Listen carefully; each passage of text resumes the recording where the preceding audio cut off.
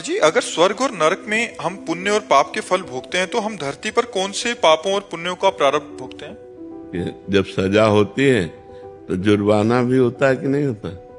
कि 10 साल की सजा और 1 लाख रुपया जुर्माना। ऐसे ही शेष बचे हुए कर्मों को जो जुर्माना रूप होते हैं वो यहाँ मृत्यु लोक में भोगना पड़ता है।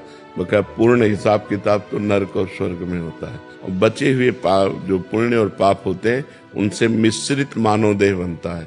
पुण्य देह देव देह, पाप देह यातना देह, मानव देह। तो इसमें कुछ पाप और कुछ पुण्य मिलाकर बनाया जाता है, जिससे कभी सुख कभी दुख, कभी सुख कभी दुख, ये पूरे जीवन चलता रहता है।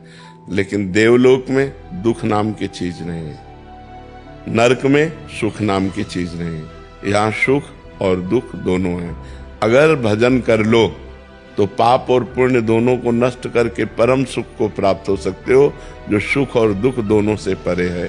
ये मानव देह में विशेष योग्यता है कि वो भगवान का भजन करके शुभ और अशुभ को नष्ट करके वो परमात्मा प्राप्ति कर सकता है, वो आत्यंतिक सुख प्राप्त कर सकता है। ये न देव शरीर में है न यातना देह में है, ये केवल मानव देह में ही सुविधा है कि आप भजन करके भगवान को प्राप्त हो सकते हैं।